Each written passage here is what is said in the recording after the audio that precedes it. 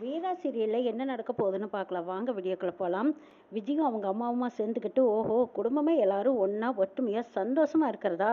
இதை எப்படி இந்த கூட்டு குடும்பத்தை ஒவ்வொருத்தரா நான் பிரிச்சு காட்டுறேன் பாருன்னு விஜய் சொல்லிட்டு இருக்கும்போது அவங்க அம்மா கேட்குறாங்க. அது எப்படிடி இவ்வளவு ஒற்றுமையா அக்கா தங்கச்சிங்க இருக்காளுங்க? அண்ணன் தம்பிங்க 3 பேரும் அவளுக பேச்சை தான் கேட்குறாங்க. அப்படி இருக்க எப்படிடி இந்த குடும்பத்தை நீ பிரிப்பேங்கிறாங்க.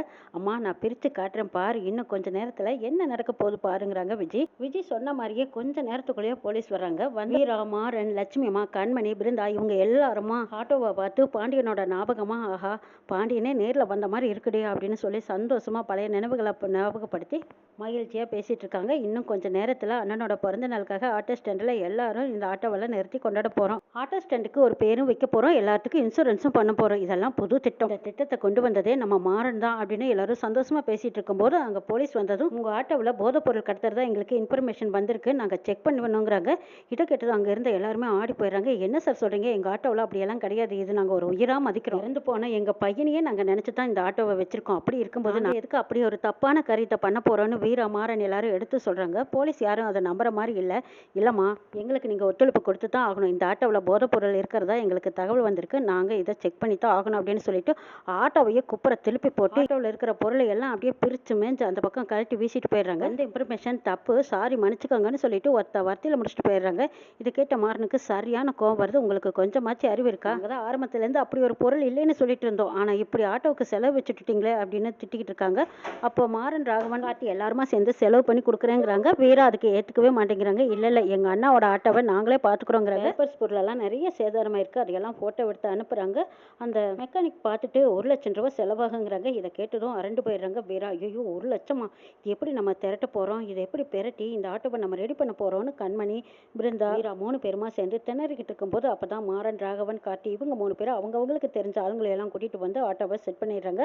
அழகா அலங்காரப்படுத்தி நிறுத்திருக்காங்க. வீரா காலையில் எழுந்திரிச்சு வந்து ஆட்டோவை பார்க்குறாங்க. பார்த்ததும், அடப்பாவிகளை என்னடா இது, வெடியிறக்குள்ளேயே நீங்களே ரெடி பண்ணிட்டீங்களான்னு கேட்குறாங்க. ஆமாம் வீரா, இந்த ஆட்டோ உங்களுக்கு எவ்வளோ முக்கியங்கிறது எனக்கு தெரியும், அதனால இதில் எந்த சேதாரமும் ஆகக்கூடாதுல்ல, நாங்களே பார்த்து பார்த்து எல்லாம் தயார் பண்ணிட்டோன்னு சொல்கிறாங்க. மரனுக்கு எவ்வளோ செலவாயிருக்கும், இதெல்லாம் நாங்களே பார்த்துக்க மாட்டோமா, நீங்கள் எதுக்கு செஞ்சீங்கன்னு கேட்குறாங்க. என்ன வீரா இது, ஒரே குடும்பத்தில் எல்லாரும் ஒன்றா ஒற்றுமையாக இருக்கும், அப்படி இருக்கும்போது இதில் உன்னோட செலவு என்னோட செலவு, உன்னோட பிரச்சனை என்னோட பிரச்சனைன்னு எதுக்கு தனித்தனியாக பிரித்து பார்க்குற? இது எல்லாம் நம்மளுக்கு சேர்ந்ததா, நம்ம பார்க்குறதா முறைங்கிறாங்க ராகவன். நம்ம எல்லாரும் ஒரே குடும்பம், ஒருத்தருக்கு ஒரு பிரச்சனைனா அது எல்லாரும் பகிர்ந்துக்கணும், சரியா? இந்த ஆட்டோவை நீ நாளைக்கு ஜம்முன்னு எடுத்துட்டு போங்க. அங்க வந்து ஆட்டோவை பார்த்துட்டு அதிர்ச்சி அடைகிறாங்க. ஐயோ, இப்படி இவங்க எல்லாரும் ஒன்னா கூடி சந்தோஷமா இருக்கக்கூடாதுன்னு தானே அந்த ஆட்டோவையே பிரிச்சு மேயிற மாதிரி நாம ஒரு கணக்கு போட்டு போலீஸையே வர வச்சு எப்படியோ அந்த ஆட்டோவை சுக்குநூறா உடச்சு தள்ளிட்டு போனாங்க. இப்ப திரும்பவும் இந்த ஆட்டோவை பலனை ரெடி பண்ணிட்டானுங்களே, இனி என்ன செய்யலாம் அப்படின்னு யோசிச்சுட்டு இருக்கும்போது விஜயோட அம்மா அங்க வராங்க. முன்னாடி பார்த்தா ஏனோதானான்னு இருந்த ஆட்டோ இப்ப ஜெகஜோதியை ஜொலிக்குது பாரு, எல்லாம் உன்னாலதான் அப்படின்னு விஜயோட அம்மா திட்டுறாங்க. அம்மா, இவளுக்கு செலவுக்கு பயந்துகிட்டு திரும்ப இந்த ஆட்டோவை ரெடி பண்ண மாட்டாளுங்க, தூக்கி குப்பையில போட்டுருவாளுங்கன்னு நினைச்சேன். ஆனா இப்படி புது பொண்ணு அலங்கரிக்கிற மாதிரி அலங்கரிச்சு கொண்டு வந்து நிறுத்துவாளுங்கன்னு நான் நினைச்சு பார்க்கலையே. அச்சோ, ஆட்டோ ஸ்டாண்டுக்கு போனா இதுதானே ரொம்ப பெருந்தன்மையா நிற்கும். இவ அந்த ஆட்டோவையே கையிலோட கூடாதுன்னு நினைச்சேன், ஆனா நம்ம நினைச்சது ஒண்ணு நடந்தது ஒண்ணா போச்சே அப்படின்னு பேசிட்டு இருக்கோம். மாறன் சந்தேகத்துல வீரா கிட்ட சொல்றாங்க, இது எல்லாத்துக்கும் காரணம் அந்த விஜய் தான்ங்கிறது எனக்கு உறுதியா தெரியுதுங்கிறாங்க. ஆமா, அந்த விஜய் தான் நம்ம ஆட்டோவை இப்படி சேதாரம் பண்றதுக்காக தப்பான இன்ஃபர்மேஷன் கொடுத்துருக்கா, அவளை சும்மாவே விடக்கூடாதுன்னு வீரா 2 பேரும் விஜய் மேல சரியான கோவத்துல இருக்கிறாங்க. அவளை அப்புறம் பாத்துக்கலாம், முதல்ல ஃபங்க்ஷனுக்கு ஆட்டோவை எடுத்துட்டு போ அப்படின்னு மாறன் சொல்லவும் வீரா ஆட்டோவை எடுத்துக்கிட்டு அங்க ஆட்டோ ஸ்டாண்டுக்கு போறாங்க. எல்லாரும் பாண்டியனோட பிறந்த நாளை கொண்டாடிட்டு இருக்காங்க. அப்போ பாண்டியனோட நினைவா நிறைய திட்டங்கள் இருக்கு, அந்த திட்டங்கள் எல்லாரும் நம்ம ஆட்டோ ஸ்டாண்டில் ஒத்துமையா ஒன்னா இதை நம்ம வலுப்படுத்தணுங்கிற இப்படி திட்டமெல்லாம் இதுனா வரைக்கும் நம்மளுக்கு இது யாருக்குமே தோணுனது இல்லை. ஆனா உன் புருஷனுக்கு இதெல்லாம் தோணி இருக்குன்னா நிச்சயமா அவர் நல்லவனா தான் இருக்கணும், இந்த மாதிரி ஒரு புருஷன் கிடைக்க நீ கொடுத்து வச்சிருக்கணும் வீராங்க. மாறனை பத்தி வீரா கிட்ட எல்லாரும் பெருமையா பேசிட்டு இருக்காங்க. இதை கேட்ட வீரா மாறனை பார்த்து சிரிக்கிறாங்க. மாறனும் வீராவை பார்த்து சந்தோஷமா சிரிச்சிட்டு இருக்காங்க. இந்த மாதிரி சந்தோஷமா இருக்கக்கூடாதுங்கிறதுக்காகத்தானே இந்த ஆட்டோவை யாரோ சுக்குநூறா நொறுக்கியிருக்காங்க. ஏதோ ஒரு திட்டத்தோட தான் அந்த வேலையை பார்த்துருக்காங்க, அது யாருன்னு கண்டுபிடிச்சே ஆகணும். விஜய்தான்ங்கிறக்கு ஆதாரத்தோட நம்ம போய் நிக்கணும்னு நினைக்கிறாங்க.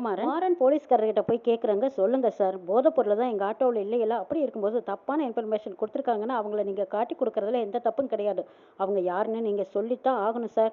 எங்களுக்கு இதே மாதிரி பல பிரச்சனைகள் பல குறைச்சல்கள் வந்துட்டு இருக்கு, அது யாருன்னு எங்களுக்கு தெரிஞ்சா தானே எங்க குடும்பத்திலையும் நாங்க எல்லாரும் நிம்மதியா சந்தோஷமா இருக்க முடியும், நீங்க சொல்லித்தான் ஆகணும் அப்படின்னு அப்படின்னு மாறன் இப்போ வலுக்கட்டாயமாக பிடிவாதமாக கேட்குறாங்க. அப்போ போலீஸ் அவங்களுக்காக உதவி செய்கிறாங்க. சரி உங்களை பழி வாங்கினதுக்காகத்தான் இப்படி ஒரு தப்பான இன்ஃபர்மேஷன் கொடுத்தாங்கன்னு எங்களுக்கும் புரியுது. சரி அந்த நம்பரை சொல்கிறேன், உங்களுக்கு தெரிஞ்சவங்களா இருந்தால் நீங்கள் பார்த்துக்கோங்க. ஆனால் எக்காரணத்தை கொண்டு டிபார்ட்மெண்ட் பேரை இழுக்கக்கூடாதுங்கிறாங்க. கண்டிப்பாக நான் சொல்ல மாட்டேன், யாருன்னு நாங்கள் தெரிஞ்சுக்கிறோம் அப்படின்னு சொல்லிட்டு நம்பரை கேட்குறாங்க. நம்பரை வாங்குறாங்க மாறன். அது விஜயோட நம்பர்னு தெரிஞ்சதும் கொந்தளிச்சு நிற்கிறாங்க வீரா. பாட்டியா மாறா, இந்த ஆட்டோ ஸ்டாண்டுக்கு ஆட்டோ வரக்கூடாதுங்கிறக்காக அவன் வீட்லேயே எப்படி ஒரு தந்திரம் பண்ணி ஆட்டோவை உடச்சு போடுற அளவுக்கு போலீஸ் ஸ்டேஷனில் தப்பான இன்ஃபர்மேஷன் கொடுத்துருக்கா. போலீஸ் மூலமாக ஆட்டோவை உடப்பட்டதுக்கு காரணமே இந்த விஜய் தான். இவளை சும்மாவே விடக்கூடாது. இவளை இத்தனை பேர் இருந்து சமாளிக்க முடியாதா என்ன, போய் பேசிக்கலாம் அப்படின்னு சொல்லி வீரா, மாறன், ராகவன், கண்மணி இருந்தா எல்லாரும் வீட்டுக்கு வராங்க. ஃபங்க்ஷன் முடிஞ்சதும் வந்ததை பார்த்த விஜய் கேட்குறாங்க, அடடே ஃபங்க்ஷன் முடிஞ்சதா, எல்லாரும் ஒன்னா ஒத்துமையா சந்தோஷமா இருப்பீங்க போல இருக்கு, பிரியாத குடும்பமா இருக்கீங்க இல்லக்கா அப்படின்னு கேலி கிண்டலமா பேசிட்டு இருக்காங்க. எல்லாரும் விஜயை பார்த்து முறைக்கிறாங்க. ரவுண்டு கட்டி நிற்கிறாங்க. என்னக்கா இது, எல்லாருமா சுற்றி நின்று ரவுண்டு கட்டி என்னை வேடிக்கை பார்க்குறீங்க, என்ன செய்ய போறீங்க என்னைய, நீங்கள் எல்லாரும் ஒன்று சேர்ந்துட்டேன்னு என்னை வீட்டை விட்டு வெளியே விரட்டலான்னு பார்க்குறீங்களா? அது ஒன்று மட்டும்தான் நடக்காது.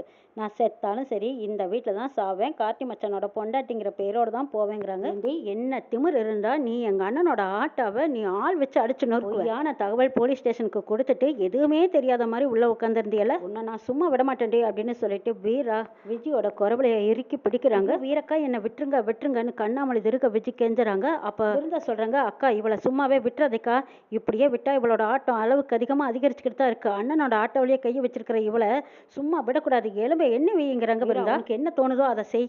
இவளை இப்படியே விட்டா நாளுக்கு நாள் இவளோட கொழுப்பு திமிரு எல்லாம் அதிகரிச்சுக்கிட்டே போகுது. நம்ம நிம்மதியும் குடும்ப நிம்மதியும் கெடுக்கிறதுக்காகத்தானே இவ வந்திருக்கா. இவளை இப்படியே விடக்கூடாது, தேனந்தானே உயிர் பயம்னா என்னன்னு காட்டிக்கிட்டே இருக்கணும் அப்படிங்கிறாங்க மாறன். சும்மா விட மாட்டேன்டி அப்படின்னு சொல்லிட்டு வீரா கழுத்தை நெரிச்சுக்கிட்டு இருக்காங்க. ஐயோ என்னை விட்டுருக்கா, நான் செத்துடுவேன் போல இருக்குங்கிறாங்க விஜய். ராகவன் பயந்துக்கிட்டு, வீரா விட்டுரு, அவளுக்கு ஏதாவது ஆயிட போகுது, விட்டு தொலைச்சிடுங்கிறாங்க. அவளை இப்படியே விடாத, நீ கொன்னே போட்டிருக்கா, என்ன நடந்தாலும் சரி அப்படிங்கிறாங்க விருந்தா. விஜய் ஒன்று கத்திட்டு இருக்கும்போது அங்கே ராமச்சந்திரன் வந்து இங்கே என்ன நடக்குதுன்னு கேட்குறாங்க. ஆனால் இந்த விஜய் செய்யறது சரியில்லை, குடும்பத்தில் இருக்கிற அத்தனை பேர்த்துக்கிட்டையும் வம்பெடுத்துக்கிட்டு இருக்கா, எல்லாத்தையும் கோவத்தை தூண்டி விட்டுட்டு இருக்கா, இவ செய்யறது எதுவுமே சரியில்லை, அதனால தான் எல்லாரும் கோவத்தோட இவ மேலே இருக்காங்கங்கிறாங்க வள்ளிமா. பாருமா, வீட்டில் ஒழுங்கா இருக்கிறதா இருந்தா இரு, இல்லைன்னா இப்போவே கிளம்பு, வீட்டில் அடிக்கடி பிரச்சனை பண்ணிட்டு இருக்காதுன்னு சொல்றாங்க ராமச்சந்திரன்.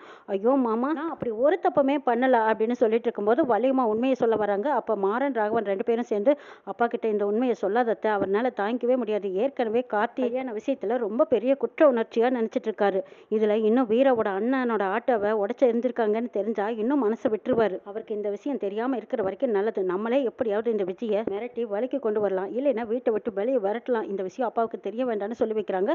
அதுக்கப்புறம் வள்ளியம்மாவும் இவ செய்யறதெல்லாம் சரியில்லைன்னு, வீட்டை விட்டு வெளியே போனா தான் நமக்கு எல்லாத்துக்கும் நிம்மதி, இவ பேசுறது எல்லாமே பொய்யுங்கிறாங்க. ஐயோ மாமா, இது நாள் வரைக்கும் செஞ்சதெல்லாம் தப்புதான் மாமா, அதுக்காக நீங்க என்ன மன்னிச்சு தான் ஆகணும். நான் தான் உங்ககிட்ட மன்னிப்பு கேட்டு தானே இந்த வீட்டுக்குள்ளேயே வந்தேன். என்னதான் இருந்தாலும் நானும் கார்த்தி மச்சான் பொண்டாட்டி தானே, இவங்க எல்லாரும் ஒன்று சேர்ந்து ஒற்றுமையாக இருக்கும்போது என்னை மட்டும் பிரித்து விடுறாங்க மாமா, அதான் என்னால் ஏற்றுக்க முடியல, அதனால தான் நான் மட்டும் தனியாக இருக்கும்படி இருக்கு, நீங்களும் என்னை வெறுத்தா நான் எங்க மாமா போவேன் அப்படின்னு சொல்லிடுறாங்க. இதை பார் விஜய், நீ செய்யறதெல்லாம் எனக்கு கொஞ்சம் கூட பிடிக்கவே இல்லை, இதுக்கப்புறமும் உன் மேலே ஏதாவது ரிப்போர்ட் வந்தால் அப்புறம் நான் எடுக்க வேண்டிய முடிவே வேற, ஒழுங்கா வீட்டில் அமைதியாக இருக்கிறதா இருந்தால் இருங்க, இல்லைன்னா அவங்களுக்கு பிடிக்கலைன்னா வெளியில் போங்கன்னு சொல்லிட்டு ராமச்சந்திரன் அங்கேருந்து போகிறாங்க. ஓஹோ, நாங்கள் வெளியில் போகணுமா, வெளியில் யார் அனுப்பணும்னு நாங்க தானே முடிவு பண்ணணும் அப்படின்னு விஜய் மனசுக்குள்ளேயே நினைச்சுக்கிட்டு அந்த பக்கம் வீராவையும் மாறனையும் பாக்குறாங்க. விருந்தாவையும் கார்த்தியும் எப்படி பிரிக்கலான்னு யோசிக்கிறாங்க. கண்மணி தான் எப்போ நம்ம பக்கமாச்சே, வச்சுத்தானே இந்த குடும்பத்துல இருக்கிறவங்க ஒவ்வொருத்தரையும் காய் நெகுத்தணும் அப்படின்னு நினைச்சிட்டு இருக்காங்க விஜய். இதா பாருங்க, எல்லாருமா சேர்ந்து என்னை வீட்டை விட்டு வெளியே விரட்டணும்னு நினைச்சிங்கன்னா அது ஒன்று மட்டும் நடக்காது. நான் செத்தாலும் சரி இதே வீட்டில் தான் சாவேன், செத்தாலும் அதுக்கு காரணம் நீங்கள் தானே நான் வாக்குமூலம் கொடுத்துட்டு தான் நான் சாகுவேன்னு சொல்கிறாங்க விஜய். ஏய், நீ எல்லாத்தையும் ஏமாற்றிக்கிட்டு இப்படி தான் சொல்லிட்டு இருப்ப, உன்னை பற்றி எங்களுக்கு தெரியாதா, நீ சாக மாட்டேடி, இருக்கிறவங்கள வேணா சாகடிச்சிடுவேன்னு எங்களுக்கு தெரியும், மரியாதையாக இங்கேருந்து கிளம்பிடு அப்படின்னு வீரா, ராகவன், மாறன் எல்லாருமா சேர்ந்து திட்டுறாங்க. அடப்போங்க மச்சான், உங்களையெல்லாம் இந்த மாதிரி எத்தனை தடவை பார்த்துருக்கேன், உங்கள் நிலையெல்லாம் எனக்கு ஒன்றும் பண்ண முடியாது அப்படின்னு வெற்றுப்பா பேசிட்டு வீராப்பா போய்கிட்டு இருக்கிறாங்க விஜய். இதையெல்லாம் பார்த்துட்டு இருக்கிற வீரா, மாறன் ரெண்டு பேருமா சரியான கோபத்தில் இவளுக்கு என்னதான் பண்ணலாம் அப்படின்னு யோசிச்சுட்டு இருக்காங்க. பிருந்தா, கண்மணி, வீரா இவங்க எல்லாருமா சேர்ந்து ஒரு புது திட்டம் போட்டிருக்காங்க. இந்த விஜயை வெளியே கிளப்புறதுக்கு இதுதான் சரியான வழிங்கிறாங்க. அப்போ வள்ளியம்மா சொல்கிறாங்க, ஆமாம், நம்மளோட அட்டகாசம் நாளுக்கு நாள் அதிகரிச்சுக்கிட்டே போகுது, இவளை இப்படியே விட்டு வச்சா நம்ம குடும்பத்தோட நிம்மதியே கெடுத்துருவா, இதுக்கப்புறமா நம்மளை இவளை விட்டு வைக்கக்கூடாது, ஏதாவது ஒன்று பண்ணி வெளியே விரட்டி ஆகணுங்கிறாங்க. வள்ளியம்மா, நான் சொல்கிற மாதிரி நீங்க செய்யுங்க அப்படின்னு வீர ஒரு ஐடியா கொடுக்குறாங்க. வள்ளியம்மா விஜயை விரட்ட ஏற்பாடு பண்றாங்க.